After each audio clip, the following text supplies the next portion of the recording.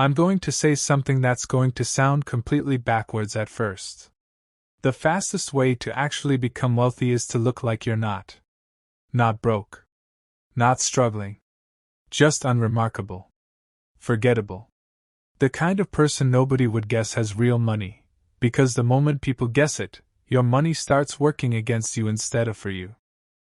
Hi, I'm Ryan. And today we're talking about one of the most counterintuitive but financially powerful decisions you can make: deliberately looking less wealthy than you actually are, or could be. This isn't about being cheap or denying yourself.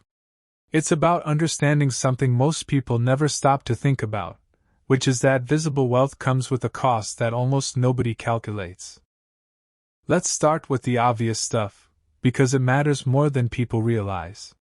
Every time you display visible wealth, the luxury car, the designer clothes, the expensive watch, you're broadcasting information. And that information gets used against you constantly, usually without you even noticing. Think about negotiating. Buying a car, a house, even something as simple as freelance work or a service quote. The moment the other party perceives you as wealthy, the price changes. Not officially, not on paper, but in practice. Salespeople, contractors, even friends and family unconsciously adjust their expectations of what you can and should pay based on how you present yourself. There's actual research on this. People who appear affluent are quoted higher prices for identical services, more frequently than people who appear average. The visible wealth tax isn't a metaphor. It's a measurable phenomenon that shows up across industries. Now extend this to relationships, because this is where it gets more uncomfortable to talk about. People treat you differently once they know or suspect you have money. Friends who never asked you for anything start finding reasons to need a loan. Family members who were fine before suddenly have business ideas they need funding for. Acquaintances become friendlier in ways that feel slightly transactional. This isn't necessarily because people are bad. It's because money visibly displayed signals availability, and availability invites requests. The wealthy people who manage to keep their relationships uncomplicated are usually the ones who never let their wealth become visible information in the first place. There's also a safety dimension that's easy to overlook until it matters. Visible wealth makes you a target. Not just for crime, although that's part of it, but for scams, for predatory salespeople, for people who specifically seek out signs of affluence to exploit. The person driving the modest car and wearing plain clothes simply isn't on anyone's radar. They move through the world without the friction that visible wealth creates, and that friction-free existence is itself a form of wealth that doesn't show up on any balance sheet. But here's where this gets genuinely interesting, and it's the part most people never connect to their own financial behavior. Looking poor isn't just about managing other people's perceptions. It fundamentally changes your own relationship with your money. When you don't display your wealth, you're not performing for anyone, which means your spending decisions aren't influenced by an audience. Most lifestyle inflation happens because spending becomes a form of communication. The new car communicates success. The renovated kitchen communicates that things are going well. The vacation photos communicate a certain lifestyle. Once you remove the audience from the equation, once you stop needing your spending to say something about you, an enormous percentage of typical lifestyle inflation simply disappears, because there's no one left to impress. This is genuinely one of the most underrated wealth-building mechanisms that exists. Most financial advice focuses on what to do with your money. This is about removing the social pressure that determines how much money you actually have left to do anything with in the first place.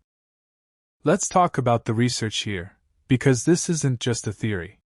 The book and research behind The Millionaire Next Door studied actual American millionaires and found something that surprised almost everyone, including the researchers. The majority of self-made millionaires live in middle-class neighborhoods, drive ordinary cars, and would be completely unidentifiable as wealthy if you met them at a grocery store.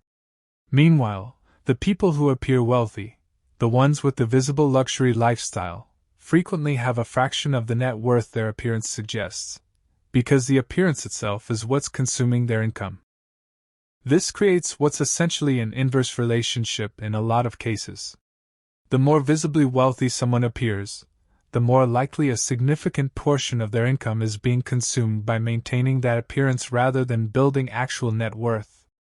And the people who look unremarkable are frequently the ones with the largest balance sheets, because every dollar that didn't go toward visible status went somewhere that actually compounds. Now, I want to be clear about something, because this isn't an argument for never enjoying your money or living like a monk regardless of your net worth. The point isn't deprivation. The point is intentionality. There's a real difference between spending money on things that genuinely improve your life and spending money specifically because you want other people to perceive you a certain way. The first category is completely fine at any income level. The second category is where wealth quietly leaks out of people's lives without them ever noticing where it went. Here's a useful filter. Before a purchase, ask yourself honestly whether you would still want this thing if no one else would ever see you with it. If the answer is yes, that's a genuine preference, and there's nothing wrong with buying it. If the answer changes when you imagine nobody seeing it, that's a signal the purchase is more about signaling than substance, and it's worth being honest with yourself about that distinction. There's also a strategic dimension worth mentioning. People who appear less wealthy than they are tend to get better deals, better treatment from service providers who aren't trying to upsell them, more honest advice from professionals who don't think they're dealing with an easy target, and generally less friction in financial transactions across the board. This isn't paranoia. It's simply understanding that information asymmetry favors whoever has less visible information being extracted from them.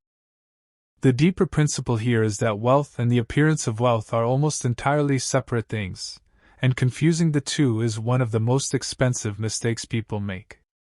Building actual wealth requires capital staying invested and compounding.